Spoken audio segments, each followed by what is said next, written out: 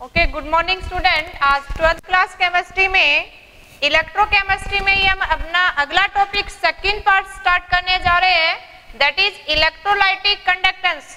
देखो, electrolytic conductance को study करने से पहले कुछ हम इंपॉर्टेंट टॉपिक्स को, कुछ इससे रिलेटेड टर्म्स को स्टडी करते हैं। वैसे तो आप सबको ही आता है क्योंकि हम फिजिक्स में भी यूज करते हैं, फिर भी हम कुछ जो टर्म्स यूज कर रहे हैं, कुछ important terms related to electrolytic conductance, electricity से रिलेटेड जो इंपॉर्टेंट टर्म्स हमने यहाँ यूज करने, तो हम कुछ वो इंपॉर्टेंट टर्म्स डिस्कस कर लेते हैं। इन्हीं से रिलेटेड देखो हमने स्टडी करना है। अगर सम टर्म्स को हम स्टडी करें रिलेटेड टू इलेक्ट्रिसिटी, तो सिंपली एक वर्ड यूज करते हैं हम, रेजिस्टेंस। रेजिस्टेंस को कैपिटल आर से डिनोट करेंगे हम। रेजिस्टेंस क्या होता है? Resist to flow of current. किसी भी कंडक्टर्स के थ्रू या किसी भी मटेरियल के थ्रू जो resist to flow of current है या resist to flow of electron है, उसी को हम उसका क्या बोलते हैं? रेजिस्टेंस बोलते हैं। अब resistance means resist to flow, यानी रेजिस्टेंस क्या है आपका? Resist to flow of electron, या हम कहें करंट, या क्या कहें आयंस। उसी के केस में उसको क्या बोलेंगे हम? उसका रेजिस्टेंस। रेजिस्टेंस को हम किससे डिनोट करते हैं? कैपिटल आर से। अब ये बात करें हम, देखो इसको हम मेजर किस में करेंगे? रेजिस्टेंस को जनरली हम अगर इसकी यूनिट राइट अप करें कि किसके अंदर रेजिस्टेंस को मेजर करते हैं, तो रेजिस्टेंस को हम मेजर किस में करते हैं? जनरली ओम के अंदर हम मेजर करते हैं इसको, यानी राइट अप करें इसकी यूनिट क्या हो जाएगी आपकी ओम। और ओम को अगर कंसीडर करें तो एसआई यूनिट के अनुसार ही ये आपकी ओम यूनिट है, यही किसके बराबर है? क्योंकि जनरली जो अपनी 7 बेसिक यूनिट है उनकी टर्म में अगर राइट करें तो किसके बराबर है? केजी मीटर स्क्वायर अपॉन साइमन क्यूब एंड एम्पेयर स्क्वायर। लेकिन हम ये यूनिट यूज नहीं करते, हम जनरली क्या यूज करते हैं? ओम को ही यूज करते हैं। यानी रेजिस्टेंस को हम किस में मापते हैं? ओम या ओमेगा सिंबल यूज कर लेते हैं। तो ये आपने याद रखना है कि रेजिस्टेंस क्या? Resist to flow. मेटल की बात करेंगे तो हम क्या कहेंगे? इलेक्ट्रॉन, या इलेक्ट्रॉन का फ्लो ही क्या है? करंट। या इलेक्ट्रोलाइट कोई सॉल्यूशन की बात करेंगे तो आयन।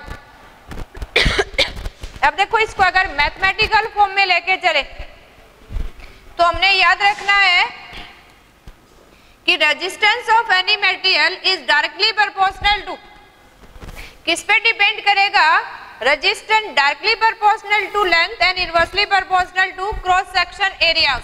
यानी resistance directly proportional to length of any material and inversely proportional to its cross section areas. और अगर इस प्रोपोर्शनलिटी कांस्टेंट को हम यहां से सब्स्टिट्यूट करें तो हम यहां लिखते हैं रो L अपॉन A। हमने इस फॉर्मूले को याद रखना है। बाकी आप सबको पता है, ये फिजिक्स में हम बार बार यूज करते हैं, लेकिन फिजिक्स से रिलेटेड कुछ टर्म्स हमने यूज करने हैं तो उसको हम जनरल वे में डिस्कस कर लेते हैं। यहाँ अगर हम बात करें L किसको इंडिकेट कर रहा है? Length of material. A किसको इंडिकेट कर रहा है? Cross section area of material. And rho, इसको क्या प्रोनाउंसिएट करेंगे हम? रो। रो क्या इंडिकेट कर रहा है?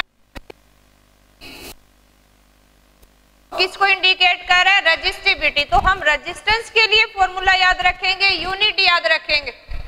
अब रेजिस्टिविटी क्या है? देखो रेजिस्टिविटी, रेजिस्टेंस है जब लेंथ और एरिया यूनिट हो, यानी एक वर्ड हमने याद रखना है रेजिस्टेंस। रेजिस्टेंस मींस क्या? Resist to flow of electron या करंट। लेकिन हम इलेक्ट्रोलाइटिक, हम तो सॉल्यूशंस की बात करेंगे तो क्या कहेंगे? आयंस के फ्लो में कितनी रुकावट है वो उस सब्सटेंस, उस सॉल्यूशन के लिए रेजिस्टेंस है उसका। रेजिस्टेंस अगर हमने मैथमेटिकली कैलकुलेट करना है तो अपने पास एक फॉर्मूला हो जाएगा रो L अपॉन A। रो क्या है, रजिस्टिविटी है, एल क्या है अपने लेंथ, ए क्या है क्रॉस सेक्शन एरियाज। अब इस केस में हम सेकंड टर्म यूज करने जा रहे हैं। रजिस्टिविटी क्या होती है देखो, यानी सेकंड टर्म्स को अगर हम डिस्कस करें, दैट इज रजिस्टिविटी। अपना जो हम स्टडी करने जा रहे हैं रजिस्टिविटी, रजिस्टिविटी को किससे डिनोट करते हैं हम, रो से। अब रजिस्टिविटी क्या है, स्पेसिफिक, क्या है ये, स्पेसिफिक रेजिस्टेंस, या कहें कि resistivity is equal to resistance कब है, when length of material is 1 meter and area of cross section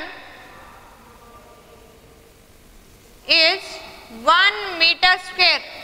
अगर हम लेंथ को 1 मीटर कंसीडर कर लें और क्रॉस सेक्शन एरिया को 1 meter square, then resistance is equal to resistivity.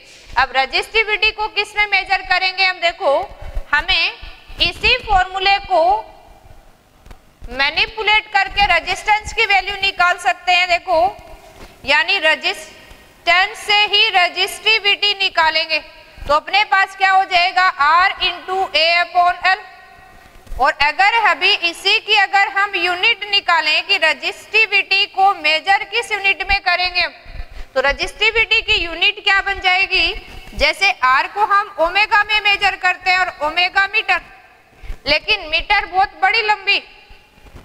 अब जब भी कोई इलेक्ट्रोलाइट हम यूज करते हैं तो हम इलेक्ट्रोड और बीकर्स को अगर यूज करते हैं किसी कंटेनर को तो स्मॉल साइज लेते हैं, तो जनरली हम इसको मेजर कर लेंगे ओमेगा सेंटीमीटर यूनिट में यूज करेंगे हम, लेकिन स्टैंडर्ड यूनिट बोले तो हमने यही मेंशन करनी है। लेकिन कॉमनली यूज जो यूनिट होगी वो अपनी क्या हो जाएगी, ओमेगा सेंटीमीटर भी हम यूज करेंगे, क्योंकि हम इसे लार्ज साइज के इलेक्ट्रोलाइट या किसी इलेक्ट्रोड को कंसीडर नहीं करते हैं, इतना यूज नहीं करते हैं। अब इसी से रिलेटेड एक टर्म्स यूज करते हैं हम, ये फॉर्मूलाज आपने और यूनिट याद रखनी है, क्योंकि हमने इसको इलेक्ट्रोलाइट के कंडक्टेंस में न्यूमेरिकल में यूज करना है। एक वर्ड हम यूज करते हैं देखो, कंडक्टेंस। कंडक्टेंस को कैपिटल G से डिनोट करेंगे हम। और अगर यहां बात करें कंडक्टेंस मींस क्या होगा, easy to flow of electrons, current और आयंस, कितना इजीनेस से वो फ्लो कर रहे हैं, दैट इज कंडक्टेंस। और अगर हम बात करें conductance is inverse of resistance, यानी जितना उसके अंदर रुकावट कम होगी उतना इजीली क्या करेगा, वो फ्लो करेगा। दैट मीन्स हम अब कंडक्टेंस का फॉर्मूला भी हमें मिल सकता है। अगर 1/r से वैल्यू फाइंड आउट करें, r की वैल्यू हमें पता है, तो अपने पास क्या आएगी, a upon rho into L. हमारे for finding conductance by using length, area या रेजिस्टिविटी ऑफ ए मटेरियल।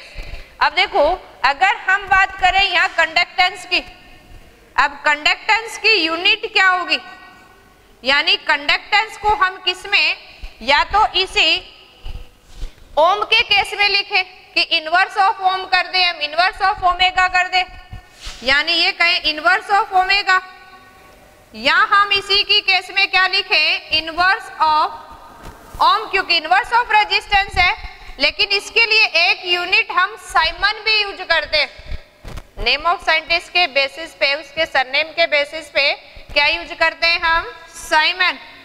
और साइमन को कैपिटल एस से डिनोट करते हैं, किसे डिनोट करते हैं, कैपिटल एस से।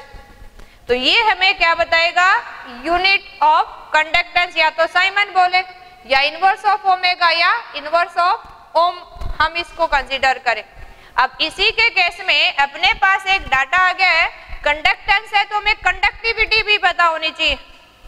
कंडक्टेंस है तो उसकी कुछ ना कुछ स्पेसिफिक कंडक्टेंस भी होगी।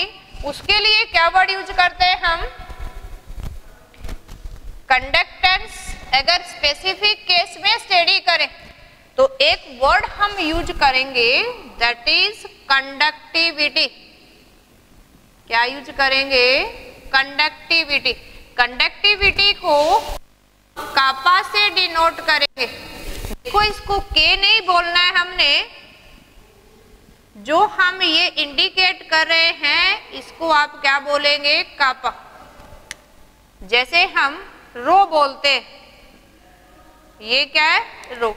अब इसी केस में देखो, अगर हम बात करें कि कंडक्टिविटी क्या है? Conductance inverse of resistance. Conductivity क्या होगी? इनवर्स ऑफ रेजिस्टिविटी, यानी इनवर्स ऑफ।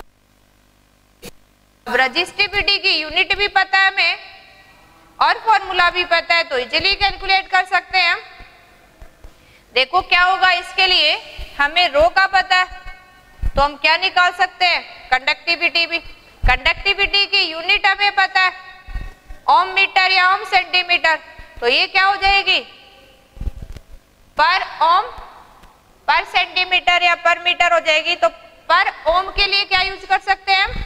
साइमन। तो इस में हमारी जो यहाँ यूनिट, ऐसा यूनिट बोले किसमें मेजर करेंगे इसको? सेंटीमीटर के अंदर। इन्हीं डाटा को यूज करके हमने अपने यूनिट केमिस्ट्री से कोरिलेट कर लेते हैं। ये सारे डाटा रिलेटेड किससे? फिजिक्स से रिलेटेड, लेकिन हमने यूज करने इसलिए हमने स्टडी कर लिए। कई बार पूछ लेते हैं सीधा, क्योंकि हमने रेजिस्टेंस से ही रेजिस्टिविटी निकाली, कंडक्टेंस निकाला, कंडक्टिविटी निकाली। तो सिंपली एक और हमने पॉइंट याद रखना है, अगर हमने अननोन मटेरियल के लिए आपने रेजिस्टेंस फाइंड आउट करना है, तो हम अननोन रेजिस्टेंस को फाइंड आउट किससे करेंगे? Find out with help of Wheatstone bridge method से फाइंड आउट करेंगे, है ना। ये फिजिक्स में हम खूब डिटेल से पढ़ते हैं। यहाँ अपने नाम याद रखना है, बाई चांस एमसीक्यू में पूछ ले कि रेजिस्टेंस कैसे फाइंड आउट करेंगे, तो आपने याद रखना है बाय यूज मेथड, जिसके अंदर 4 रेजिस्टेंस को यूज करके एक अननोन को हम यूज कर लेंगे। उस अननोन R2 रेजिस्टेंस की जगह हम अपना सॉल्यूशन पुट अप कर देंगे टेस्ट ट्यूब में फिल अप करके। तो अननोन मटेरियल के लिए हम रेजिस्टेंस फाइंड आउट कर सकते हैं किससे? बाय यूजिंग व्हाइटस्टोन मेथड से। व्हाइटस्टोन ब्रिज मेथड हमारा जो हमारे पास है। अब इसी से आगे देखो, हम अपने केमिस्ट्री से रिलेट करके चलते भी, कंडक्टिविटी के बेसिस पे जितने भी मटेरियल है उसको हम 3 पार्ट्स में डिवाइड कर देते हैं। और ये कंडक्टिविटी की जो वैल्यू है ये किस पे डिपेंड करेगी? क्योंकि कंडक्टिविटी भी क्या कहेंगे हम? ये कंडक्टेंसी मटेरियल है। अगर हम लेंथ और एरिया उसमें क्या कंसीडर कर ले? यूनिटी, यानी ये कह सकते हैं ये हमारी क्या है? Specific conductance of a material. Specific conductance क्या हो जाएगी? यानी K equal to G, conductivity equal to conductance कब हो जाएगी? If equal to 1 meter, area is 1 meter square. इस केस में आपकी कंडक्टिविटी ही किसके बराबर हो जाएगी? कंडक्टेंस के बराबर। अब अगर हम यहां नोट करें कि magnitude of conductivity depend upon, यानी किसी भी मटेरियल की अगर आप कंडक्टिविटी फाइंड आउट करते हैं उसका मैग्नीट्यूड कितना होगा, वो किस पे डिपेंड करेगा कि आपने कौन सा मटेरियल लिया है। क्योंकि स्पेसिफिक है तो नेचर ऑफ मटेरियल पे डिपेंड करेगी, ये टेम्परेचर पे डिपेंड करेगी, या उस मटेरियल की कंडक्टिविटी कितने टेम्परेचर प्रेशर पे आप फाइंड आउट कर रहे हो। तो ये 3 फैक्टर पे डिपेंड करती है। Magnitudes of conductivity depend upon nature of material, किस मटेरियल की आप कंडक्टिविटी फाइंड आउट करने जा रहे हैं, उसकी कंडक्टिविटी आप कितने टेम्परेचर पे फाइंड आउट कर रहे हो और गिवन कंडीशन में कितना प्रेशर ऑपरेट कर रहा है। तो 3 factor decide the magnitude of conductivity.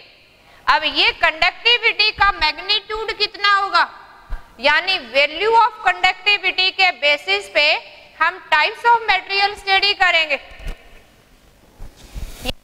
According to conductivity values, यानी अमाउंट आपका मैथमेटिकली वैल्यू कितनी होगी इसकी, यानी कि अगर राइट करें according to value of conductivity write कर लेते हैं, यानी कितना मैग्नीट्यूड होगा उसका according to value of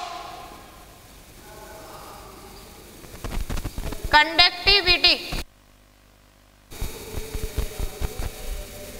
material classified into 3 groups. 3 groups के अंदर हमने क्लासिफाई कर दिए हैं। दैट मीन्स फर्स्ट वन हम कंसीडर करेंगे, दैट इज कंडक्टर। कंडक्टर किसको कहेंगे, material that having very high value of conductivity, जिसकी क्या होगी, very high value of conductivity होगी, यानी material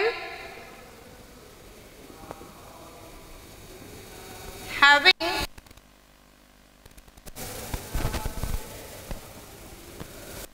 high value of conductivity,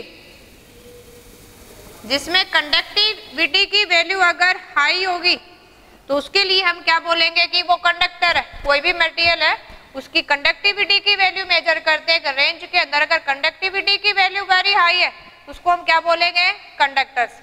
लेकिन वैल्यू तो हमें मैथमेटिकली कैलकुलेट करनी है ना, डायरेक्ट नहीं पूछते हैं। लेकिन हमसे पूछ ले कि कौन कंडक्टर है, इंसुलेटर है, किसकी तरह काम करेगा, ये क्यों करेगा, तो जनरली याद रखना है हमें, हमारे पास जितने भी मेटल्स हैं और इन्हीं के एलॉयज, यानी मेटल्स और देयर एलॉयज, ये किसका काम करते हैं, कंडक्टर्स का काम करेंगे। मेटल्स और उन्हीं के एलॉयज किसका काम करते हैं, कंडक्टर्स का। ये बात तो देखो अपनी नॉर्मल है, लेकिन कुछ नॉन मेटल भी है हमारे पास।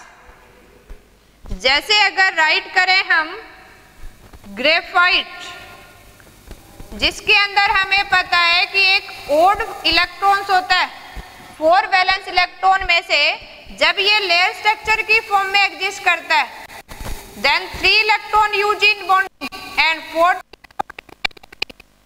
And that easily move to the next carbon पे मूव कर सकता है। तो इस ओड इलेक्ट्रॉन फ्री इलेक्ट्रॉन की वजह से ग्रेफाइट नॉन मेटल होते हुए भी क्या है, कंडक्टर है। और इसी की फॉर्म में कई बार हम कह देते हैं कि कार्बन ब्लैक, यानी पाउडर फॉर्म है इसी का, ये भी क्या है, कंडक्टर के अंदर कंसीडर करते हैं। इसके अलावा देखो आज हम बिल्कुल लाइट वेट के इलेक्ट्रॉनिक डिवाइस, हम सोफिस्टिकेटेड डिवाइस यूज करते हैं, उनके केस में कुछ हमने सिंथेसाइज कर लिए ऐसे मटेरियल जो ऑर्गेनिक कंपाउंड से that act as a conductor, जिसकी कंडक्टिविटी की वैल्यू ज्यादा है।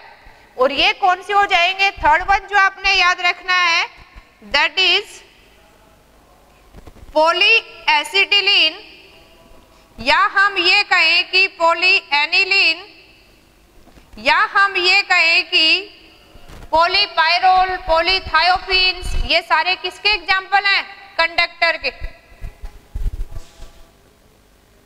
क्योंकि इनके अंदर लोन पेयर ऑफ इलेक्ट्रॉन है, यानी ये कुछ ऑर्गेनिक कंपाउंड भी हैं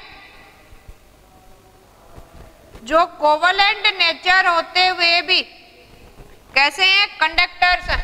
किसकी वजह से हैं, क्योंकि इनके ऊपर नाइट्रोजन पे, सल्फर पे नॉन बॉन्डिंग इलेक्ट्रॉन है जो फ्रीली मूव कर सकते हैं, कंडक्टेंस में हेल्प करेंगे। तो ऐसे मटेरियल को हम क्या बोलेंगे, कंडक्टर्स। सेकंड टाइप्स के देखो हम स्टडी करते हैं, दैट इज इंसुलेटर। यानी जिसकी कंडक्टिविटी की वैल्यू वेरी लो होगी, बहुत कम वैल्यू होगी, उसको क्या बोल देते हैं हम? इंसुलेटर। जैसे फर्स्ट वन टाइप थी अपनी, सेकंड वन टाइप अगर बात करें तो हम किसको डिस्कस करेंगे? इंसुलेटर। इंसुलेटर आप किसको कहेंगे? ऐसे सब्सटेंस को यानी material having very low value of conductivity, जिसमें क्या है? Very low value of conductivity है, उसको क्या बोलेंगे? इंसुलेटर। इंसुलेटर में अपने कौन से आते हैं? ग्लास, सिरेमिक्स, ये सब किस में आते हैं? इंसुलेटर के अंदर आते हैं। अगर हम बात करें ग्लास, सिरेमिक्स, ये सब किसके अंदर आएंगे? इंसुलेटर के अंदर। अब थर्ड वन क्लास हम स्टडी करते हैं, दैट इज सेमीकंडक्टर्स। ये हम किसके अनुसार स्टडी कर रहे हैं? According to value of conductivities, कि कितने मैग्नीट्यूड है उसका। तो सेमीकंडक्टर किसको कहेंगे? जिसकी वैल्यू इंसुलेटर और कंडक्टर के बीच की है, उसको हम क्या बोलते हैं? सेमीकंडक्टर्स। यानी material having value of conductivity in between conductor and insulator. Conductor और इंसुलेटर के बीच की वैल्यू जिस मटेरियल की होगी उसको हम क्या बोलते हैं? सेमीकंडक्टर। अब सेमीकंडक्टर में जनरली अपने क्या आते हैं? अगर यहाँ कंसीडर करें तो कुछ मेटलॉइड्स को हम यूज करते हैं। जैसे हम ये कहें कि सिलिकॉन, जर्मेनियम ये यूज करते हैं, या फिर इसके अलावा क्या यूज करते हैं हम? Doped silicon and germanium arsenides use करते हैं। क्या यूज करते हैं? या तो सिलिकॉन जर्मेनियम की फॉर्म में, या इसको डोप्ड कर देते हैं। डोपिंग करना भी हम देखो फिजिक्स में अच्छे से पढ़ते हैं। डायोड बनाते हैं डोपिंग करके, 13 ग्रुप वाले को ऐड कर देते हैं 14 ग्रुप में, या 15 ग्रुप के एलिमेंट को 14 में डोप्ड करवा देते हैं, दैट मींस मिक्सअप करवा देते हैं। तो इनको हम कहें कि डोप्ड सिलिकॉन जर्मेनियम आर्सेनाइड्स कंपाउंड्स को भी यूज करते हैं एज ए सेमीकंडक्टर्स। तो हम मटेरियल्स को according to value of conductivity 3 form में डिवाइड कर देते हैं। लेकिन देखो साइंस ने बहुत ज्यादा प्रोग्रेस कर ली है, तो एक स्पेशल टाइप के मटेरियल्स हम बना देते हैं, उसको स्पेसिफिक कंडीशन क्रिएट करके। जैसे हम ये कहें कि कंडक्टिविटी की वैल्यू टेम्परेचर, प्रेशर पे डिपेंड करती है, तो एक गिवन मटेरियल के अंदर हम अगर टेम्परेचर, प्रेशर चेंज कर दें तो उसका नेचर भी क्या हो जाएगा? चेंज। तो इसी केस में एक स्पेशल टाइप ऑफ मटेरियल भी बना देते हैं, दैट इज सुपर कंडक्टर्स। क्या हो जाएगा वो? Super conductors. यानी इसी केस में ये लेकिन कंडीशन पे डिपेंड कर रहा है। यहाँ सिर्फ नेचर ऑफ मटेरियल के बेसिस पे कंडक्टिविटी की वैल्यू फाइंड आउट करिए, हमने 3 क्लास में डिवाइड कर दिया उसको, कंडक्टर, इंसुलेटर, सेमीकंडक्टर। लेकिन टेम्परेचर अगर वेरी करे तो हम एक स्पेशल टाइप ऑफ मटेरियल भी बना सकते हैं, दैट इज सुपर कंडक्टर। क्या हो जाएगा ये? Super conductor. अब सुपर कंडक्टर किसको बोलेंगे? कि material under a specific temperature, pressure condition it behave in special natures, that is known as super conductor. Super conductor किसको कहेंगे? कि material having zero value of resistivity,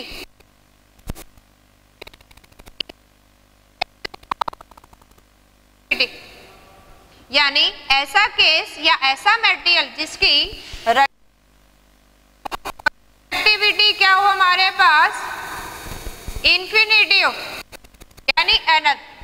ऐसे केस में हम क्या कहेंगे? उस मटेरियल को सुपर कंडक्टर्स, यानी material having zero resistivity and having infinite value of conductivities, जिसमें कंडक्टिविटी की वैल्यू तो इनफाइनाइट है और रेजिस्टिविटी क्या हो जाए? 0। तो ऐसे मटेरियल को क्या बोलेंगे हम? Super conductors. देखो सुपर कंडक्टर के हमने स्पेसिफिक कंडीशन में कहाँ यूज करते हैं? देखो जैसे इसी केस में अगर हम एग्जांपल लें, यानी एट 0 to 15 केल्विन टेम्परेचर्स, अगर 0 से 15 केल्विन टेम्परेचर्स के बीच हम यूज करते हैं, then metals and their alloy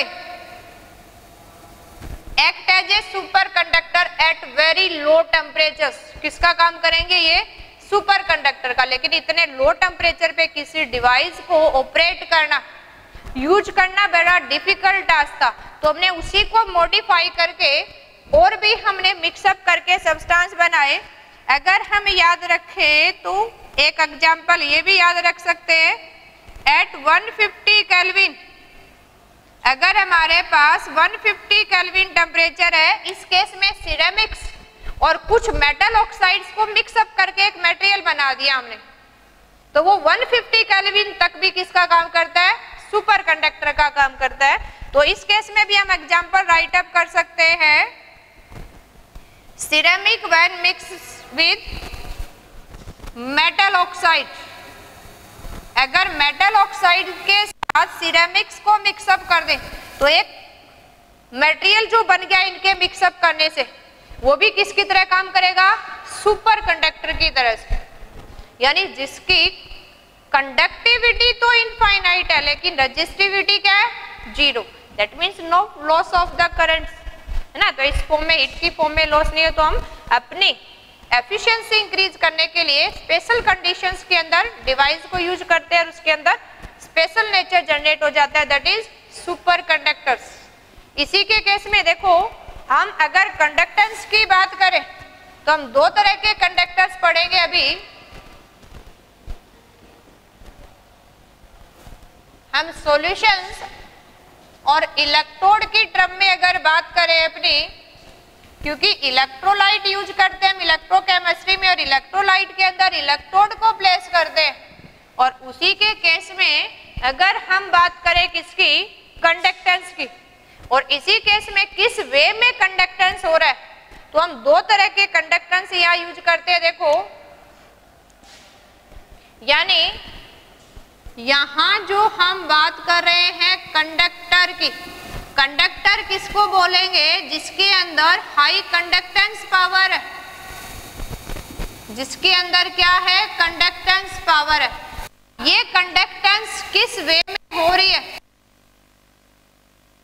conductance कर रहे हैं। इसके बेसिस पे हम टू टाइप्स के कंडक्टेंस पढ़ते हैं। एक बोले हम मेटालिक या इलेक्ट्रॉनिक कंडक्टेंस, यानी जिसको हम इलेक्ट्रोड की फॉर्म में यूज कर लेते हैं, या तो मेटालिक बोले या इलेक्ट्रॉनिक कंडक्टेंस।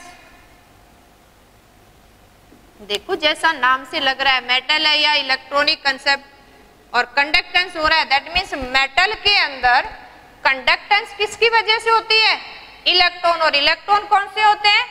वैलेंस। यानी मेटल के अंदर जो कंडक्टेंस होगी वो इलेक्ट्रॉन की वजह से होती है। इसलिए मेटल अगर कंडक्टेंस कर रहा है तो उसी को क्या बोल देते हैं हम?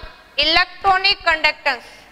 आप याद कैसे रखना है, किसी इलेक्ट्रोड को आप यूज कर रहे हो कि किसकी कंडक्टेंस पावर ज्यादा होगी, किसकी कम होगी, क्योंकि कोई भी मेटालिक सेट है उसकी कंडक्टेंस पावर उसके वैलेंस इलेक्ट्रॉन पे डिपेंड करती है, या नेचर ऑफ मटेरियल्स कौन सा है। अब जो कंडक्टेंस है वो लेंथ और एरिया पे भी डिपेंड करती है, तो उसके स्ट्रक्चर पे डिपेंड करेगी, तो हमने उसको मैथमेटिकली कोरिलेट करके याद रखना है। दैट मीन्स हमारे पास एक होगा मेटालिक या इलेक्ट्रॉनिक कंडक्टेंस। मेटालिक को इलेक्ट्रॉनिक ही क्यों बोलते हैं? क्योंकि मेटल के अंदर कंडक्टेंस होती है ड्यू टू इलेक्ट्रॉन्स, क्योंकि मेटल के अंदर इलेक्ट्रॉन फ्लो करते हैं। मेटल के एक एटम से नेक्स्ट एटम पे वैलेंस इलेक्ट्रॉन फ्लो करेगा, और nature of metal remain same. Conductance के दौरान कोई आयनाइजेशन नहीं होता है, सिर्फ ट्रांसमिशन हो रहा है with in sheet of metals. तो हम ये बात करें कि conductance of metal depend upon, metallic या इलेक्ट्रॉनिक कंडक्टेंस किसके ऊपर डिपेंड करेगा? Depend upon nature of material, या हम यहाँ मेटल यूज कर रहे हैं तो लिख देते हैं nature of metal and its structure, कि आप किस स्ट्रक्चर की फॉर्म में उसको यूज कर रहे हैं, यानी लेंथ और एरिया कितने हैं उसके, उस मेटल के नेचर पे भी डिपेंड करेगा और उसकी स्ट्रक्चर पे भी। यानी मटेरियल्स जो आपने मेटल की फॉर्म में यूज कर रहे हो कितनी लेंथ एरिया का यूज किया है।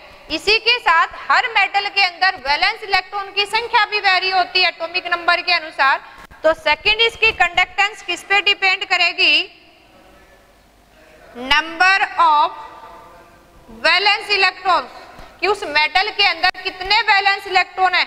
और थर्ड वन फिजिकल फैक्टर यहां जो इफेक्ट करता है that is temperature.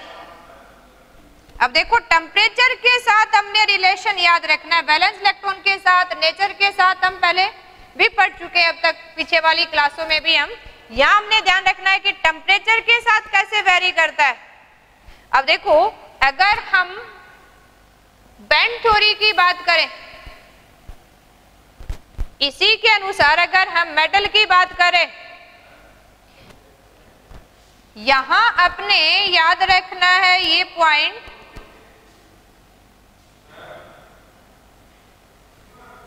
Conductance of metal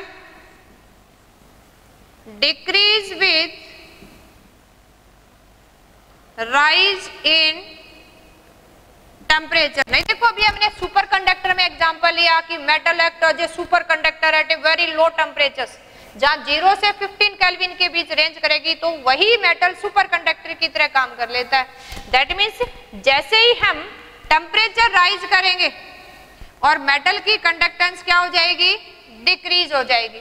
अब माइंड में क्वेश्चन बनता है कि डिक्रीज कैसे होगी जी, क्योंकि मेटल के अंदर हम ये मान के चले यहाँ पॉजिटिवली चार्ज कर्नल और वैलेंस इलेक्ट्रॉन होते हैं। इस फॉर्म में किसी मेटल शीट की अगर बात करें तो हमारा पूरी मेटल शीट है ये, और जैसे ही टेम्परेचर राइज करेंगे मेटल के जो इलेक्ट्रॉन थे वैलेंस इलेक्ट्रॉन वो तो पहले से ही फ्री थे मूव करने के लिए, लेकिन जैसे ही आपने इसमें टेम्परेचर्स को राइज करेंगे, जैसे टेम्परेचर राइज करेगा जो पॉजिटिव चार्ज या कर्नल को रिप्रेजेंट कर रहे हैं ये क्या कर देंगे, कर्नल स्टार्ट टू वाइब्रेट, और अगर कर्नल भी स्टार्ट टू वाइब्रेट करेंगे that hinders the flow of electrons. देखो दोबारा एक बार रिपीट कर देते हैं, कंडक्टेंस ऑफ मेटल या मेटेलिक कंडक्टेंस 3 फैक्टर पे डिपेंड करती है, नेचर ऑफ मेटल या उसकी शेप साइज पे, ये मैथमेटिकली कर लिया हमने, लेंथ एरिया पे डिपेंड करेगी, वैल्यू ऑफ वैलेंस इलेक्ट्रॉन पे, क्योंकि जितने फ्री इलेक्ट्रॉन होंगे उतने मूव करेंगे और कंडक्टेंस बढ़ेगी। अब नेक्स्ट थर्ड वन फैक्टर है टेम्परेचर। जैसे जैसे टेम्परेचर राइज करेंगे कंडक्टेंस डिक्रीज हो जाएगी। क्यों डिक्रीज हो जाएगी, क्योंकि मेटल शीट के अंदर कर्नल्स और इलेक्ट्रॉन होते हैं। हम अगर किसी मेटल शीट को एक्सप्लेन करें तो कहेंगे कि positively charge kernel in sea of electrons. अगर मेटल्स को हम डिफाइन करें इन टर्म ऑफ केमिस्ट्री तो ये भी कह सकते हैं कि इट इज द क्या एक सीरीज या ग्रुप है किसका, kernel in a sea of electrons.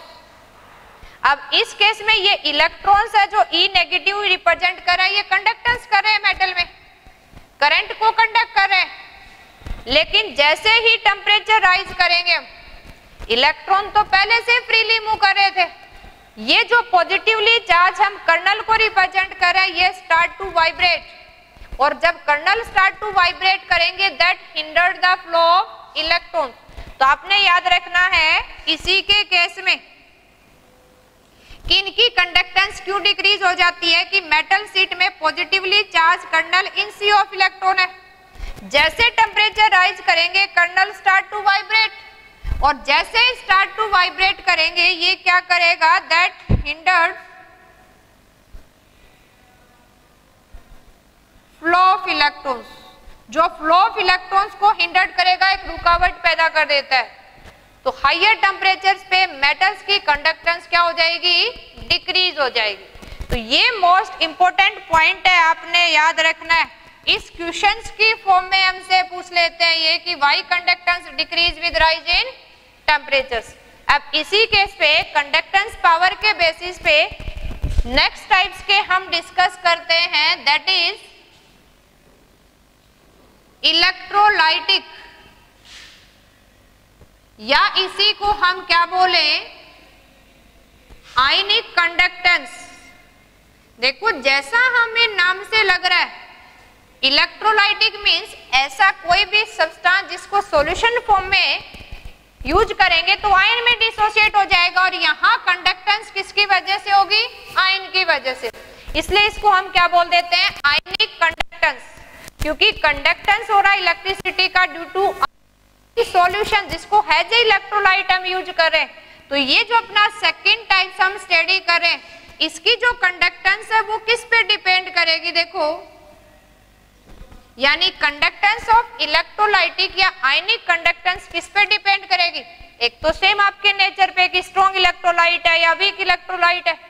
जैसे हमने सॉल्यूशन में पढ़ा था, अगर स्ट्रॉन्ग इलेक्ट्रोलाइट है तो टोटली डिसोसिएट हो जाएगा, तो लार्ज नंबर ऑफ आयन देगा। जैसे आयन की संख्या बढ़ेगी तो कंडक्टेंस भी क्या होगी?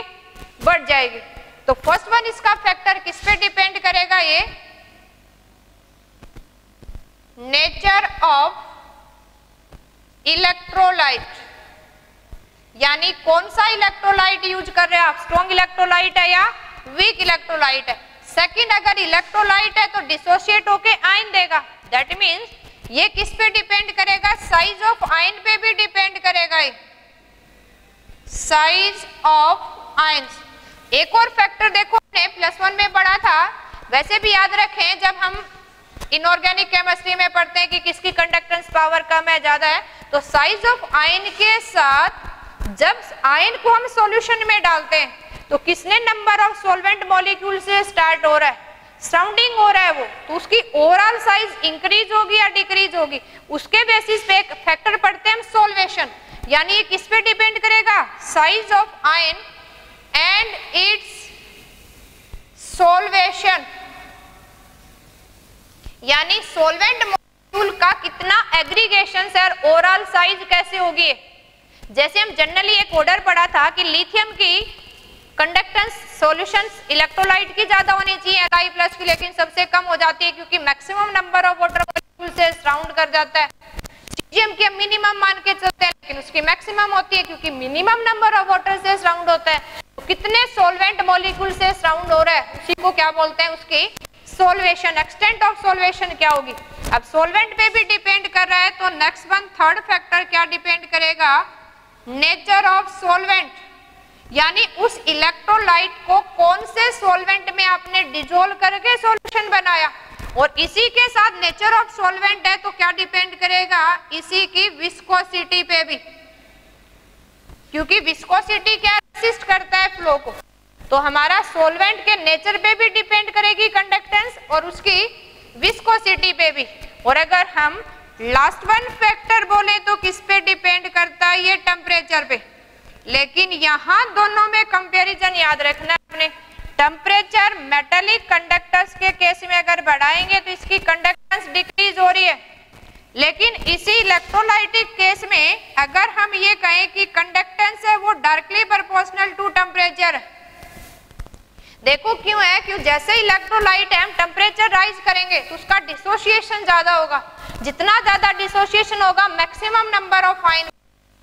लेकिन अगर फैक्टर हम डिस्कस करें कि जैसे टेम्परेचर राइज करेंगे तो kinetic energy of ion increase हो जाएगी, काइनेटिक एनर्जी इंक्रीज होगी तो फास्टली मूव करेंगे। That means conductance of electrolytic या ionic increase with rise in temperatures because degree of dissociation increase and kinetic energy of ion increase। तो ये दोनों आपने मोस्ट इंपोर्टेंट पॉइंट है, दोनों को कंपेयर करके भी याद रख लेना है। यानी इस केस में इसकी कंडक्टेंस को आप किसमें डिवाइड यानी डिफाइन करेंगे हम, एक तो यहाँ डिग्री ऑफ डिसोसिएशन के केस में, और एक हम लिखेंगे कि काइनेटिक एनर्जी ऑफ आयंस। ये दोनों क्या होंगे? टेम्परेचर के साथ राइज, और कंडक्टेंस क्या हो जाएगी? बढ़ जाएगी। ओके स्टूडेंट, ये अपनी फेयर कॉपी में नोट्स तैयार कर लेने आपने और लर्न करना है। Thank you.